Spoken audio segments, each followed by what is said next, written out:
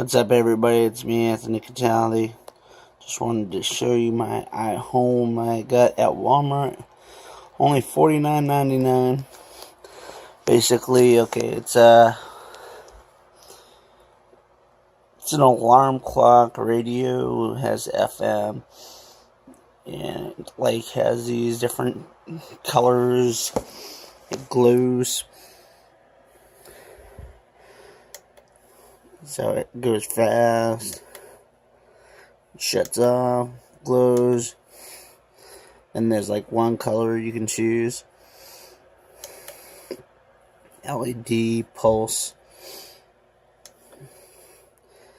fast, and then it's off again. So basically it's an alarm clock, like I said. It also has an FM radio. And also the cool thing about this iHome is you could actually charge your iPod. In the back there's a little USB port. You can plug it in. And it was only $49.99, which is pretty awesome, only being that much. Figured it'd be more than that.